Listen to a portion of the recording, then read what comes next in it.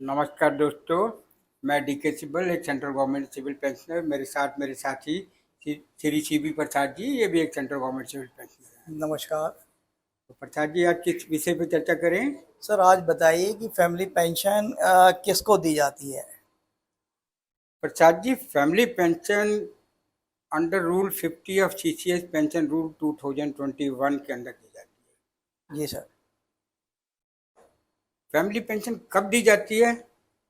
When a government servant dies after completion of 1 year of continuous service, किसी government servant का देहांत हो जाए अगर उसने 1 साल की लगातार की सर्विस करी है, गवर्नमेंट सर्वेंट ने 1 साल की नौकरी पूरी नहीं करी थी, तो उसकी अपॉइंटमेंट से पहले उसका मेडिकल एग्जामिनेशन हुआ था और उसमें वो फिट पाया गया था।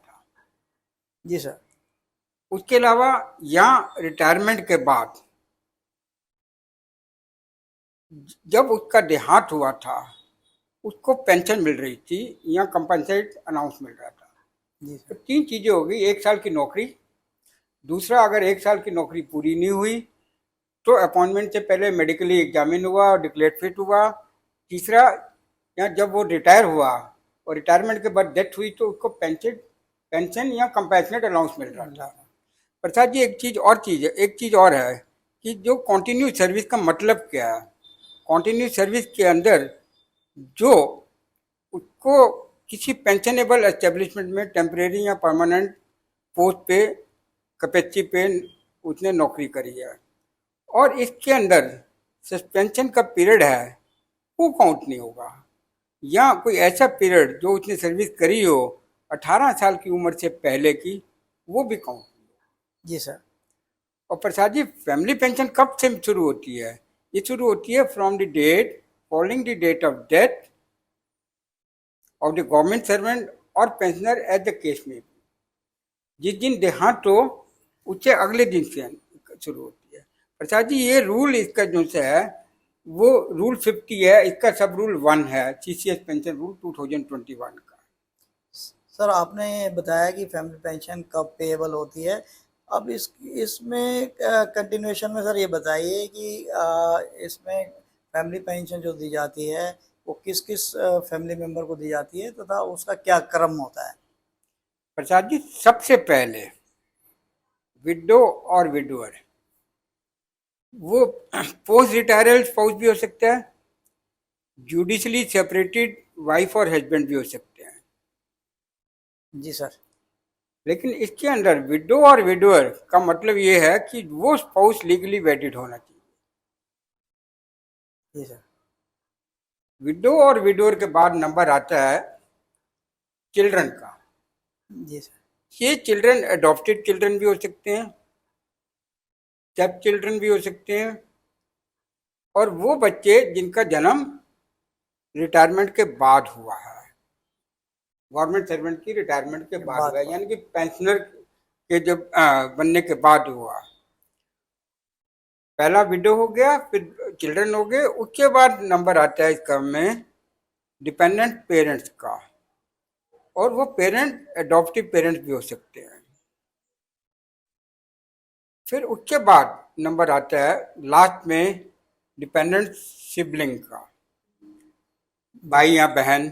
जी सर। उनके साथ एक ये है कि वो मेंटली या फिजिकली डिसेबल होने चाहिए।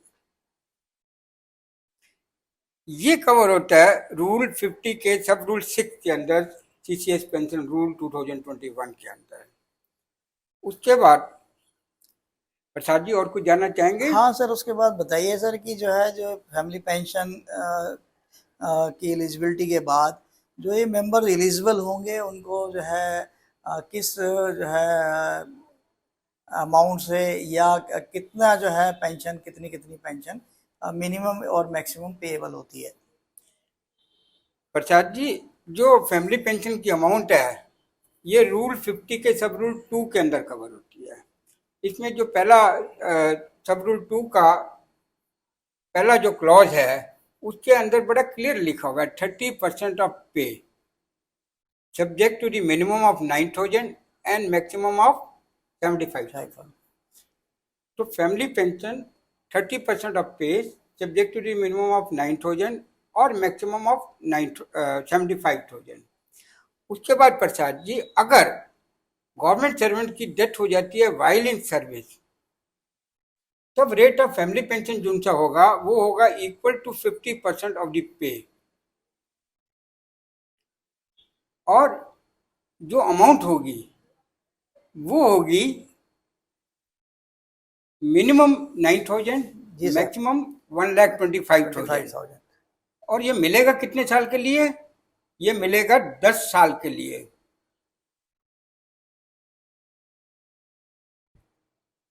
यानी कि वाइल इन सर्विस डेथ हो जाती है तो डेथ से अगले दिन के बाद 50% ऑफ पे एज ए फैमिली पेंशन मिलेगा 10 साल के लिए, कम से कम 9,000 मैक्स और ज़्यादा से ज़्यादा 1,25,000। आपका कहने का तात्पर्य ये है कि जो है नॉर्मल फैमिली पेंशन जो है 30%, मिनिमम 9,000 एंड जो है 75,000 मैक्सिमम।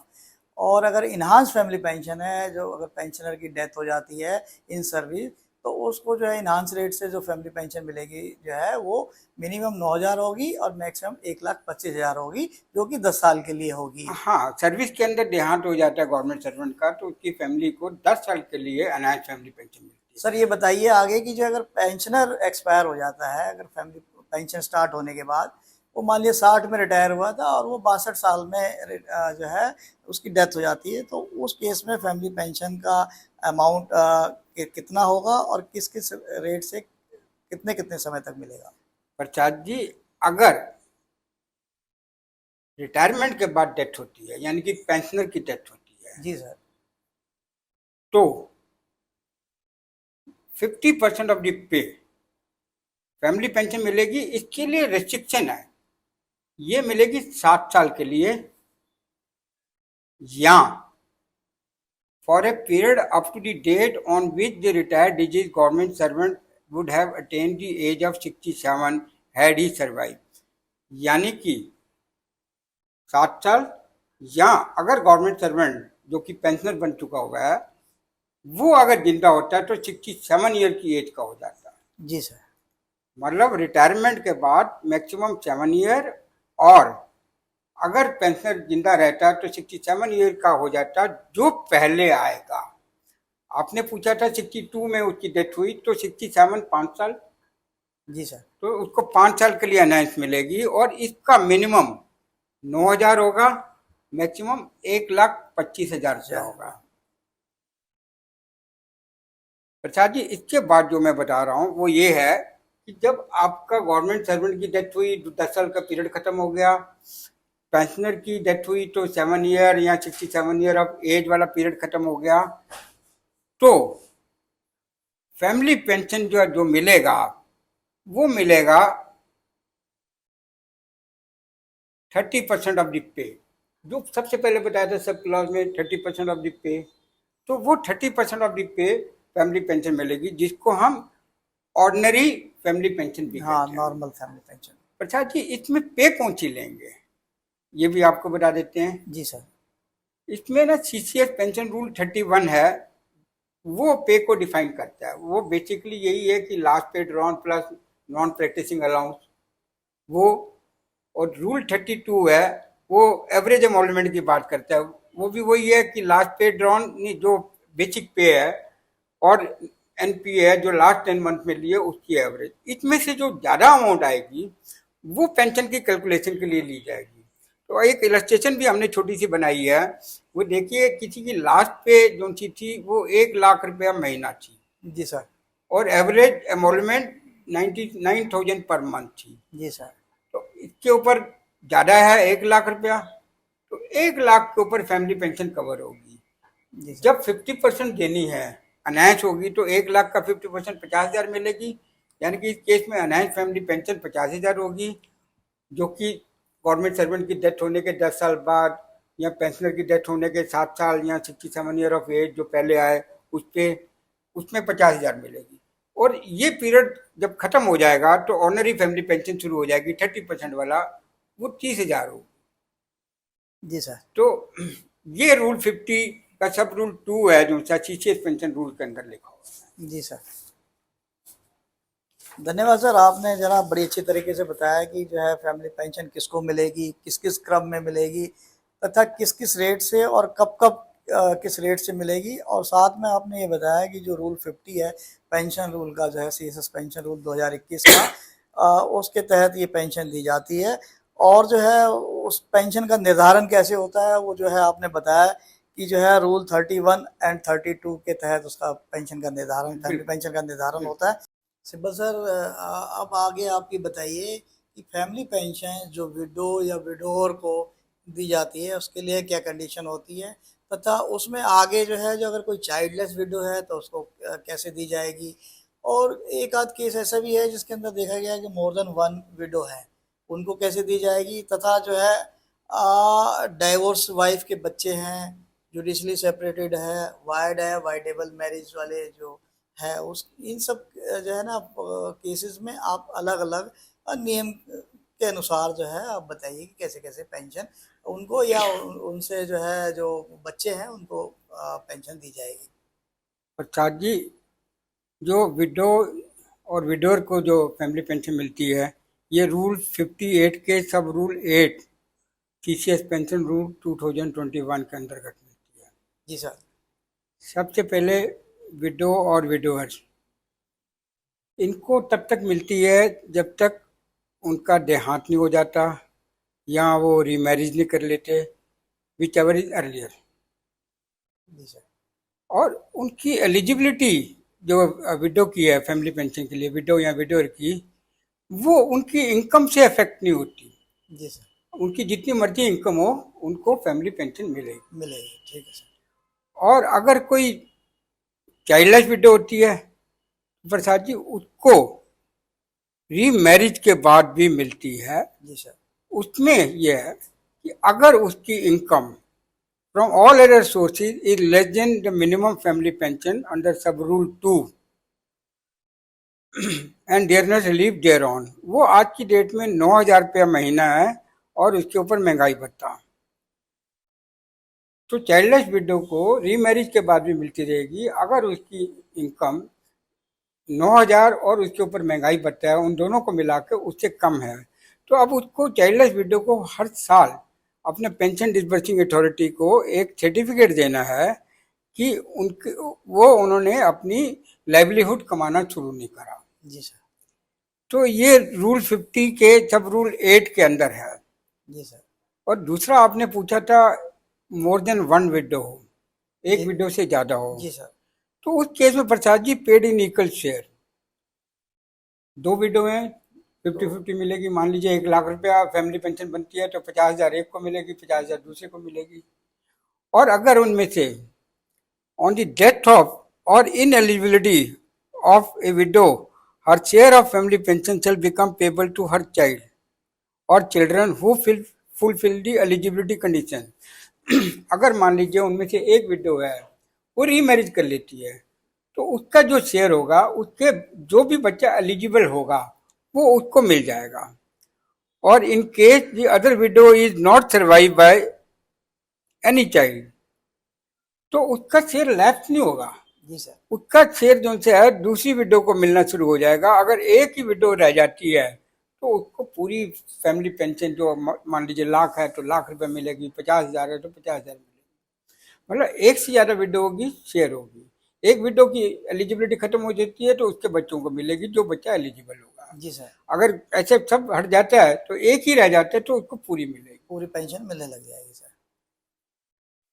अब उसके बाद आपने ये पूछा था कि अगर मान लीजिए विडो भी है और उसके साथ एक वाइफ जिसकी डेथ हो चुकी है, जी सर। उसके बच्चे भी हैं, तो क्या होगा। तो प्रसाद जी, जो वाइफ की डेथ हो गई है उसके बच्चों को फैमिली पेंशन मिलेगी, वो अमाउंट मिलेगी जो उनकी माँ को मिलती अगर वो जिंदा होती जिस समय पेंशनर की या गवर्नमेंट सर्वेंट की डेथ हुई थी। यानी कि जो वाइफ की डेथ पहले हो चुकी है उसके बच्चों को वही शेयर मिलेगा जो उनकी माँ अगर जिंदा होती, जो उनकी माँ को मिलता।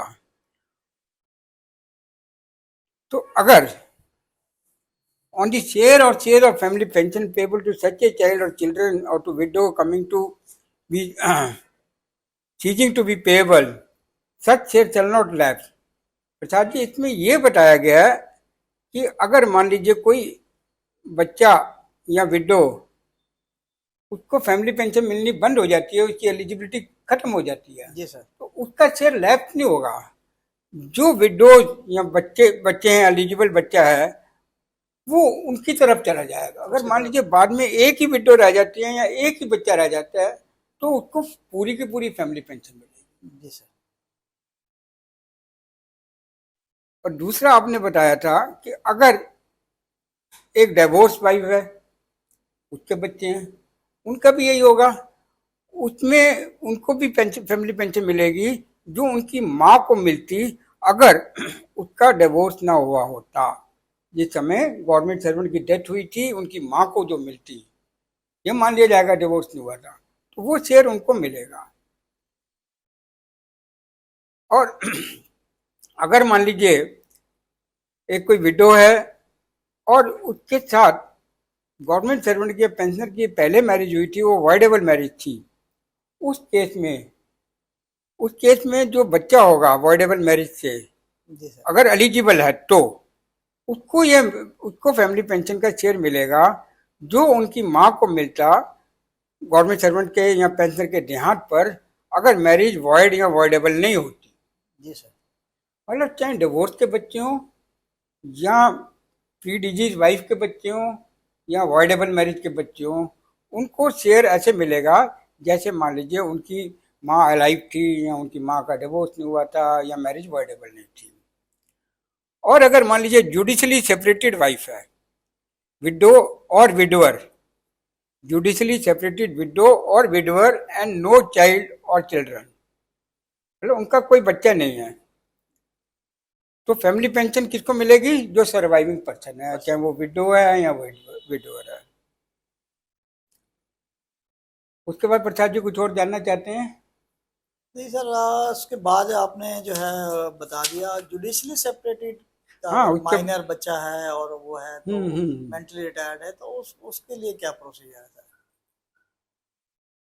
प्रसाद जी, जुडिशली सेपरेटेड का विडो या विडोअर का माइनर चाइल्ड है या बच्चे हैं या चाइल्ड या चिल्ड्रन सफरिंग फ्रॉम डिसऑर्डर और disability of mind including mentally retarded, जी सर। इन केस के अंदर family pension in respect of deceased shall be payable to surviving person provided, family pension in respect of deceased shall be payable to the surviving person provided he or she is the guardian of such child or children. If the surviving person ceases to be the guardian of the such child and children, such family pension shall be payable to the person who is actual guardian of such child or children. यानी कि उस case के अंदर minor children है या disabled children है, mentally retarded children है, तो सर्वाइविंग पर्सन को देंगे अगर वो गार्जियन है। तो अगर जब वो गार्जियन नहीं रहता तो जो एक्चुअल गार्जियन होगा उन बच्चों की पेंशन उनको मिलनी शुरू होगी। और प्रसाद जी, मान लीजिए अगर जो माइनर चिल्ड्रन था और वो मेजर हो गया और फैमिली पेंशन के लिए अभी भी एलिजिबल है, 25 साल का नहीं हुआ, इनकम शुरू नहीं हुई और आपकी ये समझ लीजिए मैरिज भी नहीं हुई, तो वो जो उनकी फैमिली पेंशन होगी उस चाइल्ड को मिलनी शुरू हो जाएगी जब वो मेजर हो गया। और अगर उसकी एलिजिबिलिटी खत्म हो जाती है और कोई एलिजिबल बच्चा नहीं है, तो वो फैमिली पेंशन है surviving judicially separated spouse of the deceased government servant till his or her death or remarriage whichever is earlier। यानी कि मोटा मोटा ये है कि जहाँ पे जुडिशली सेपरेटेड है, अगर कोई बच्चा नहीं है या बच्चा है तो एलिजिबल नहीं है, तो सर्वाइविंग पर्सन को मिल जाएगी।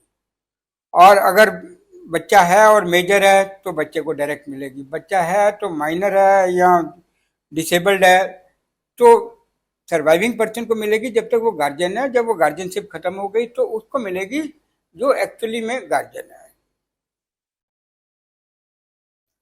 सर सिब्बल सर धन्यवाद, आपने बहुत अच्छी तरीके से बताया है कि सीएसएस पेंशन रूल 50 का 8 और ए से लेके आई तक में जो है जो जो प्रोविजन दिए गए हैं, उसमें कैसे कैसे पेंशन किस किस क्रम में पहले किसको मिलेगी, फिर किसको मिलेगी और किस किस क्रम में मिलेगी, जो है आपने बहुत अच्छी तरह समझाया। उम्मीद है सभी फैमिली पेंशनर्स के लाभार्थियों को इससे विशेष लाभ मिलेगा। अगर इस संबंध में कुछ जानकारी चाहिए तो हमारे दिए गए ईमेल आईडी पर मेल करें, ताकि हम समय रहते हुए उस पर वीडियो बना सकें या जो है हम उसका रिप्लाई करेंगे।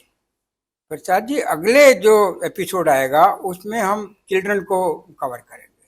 हाँ ठीक है सर, हम लोग जो है अभी आने वाले वीडियो में जो चिल्ड्रंस की क्या क्या एलिजिबिलिटी कंडीशंस हैं, माइनर या मेजर, जो है उसके बारे में विस्तारपूर्वक जो है हम लोग वीडियो में बताएंगे और क्या क्या फॉर्मेलिटीज उनको करनी है पेंशन के लिए वो भी बताएंगे। जरूर। धन्यवाद। नमस्कार, धन्यवाद।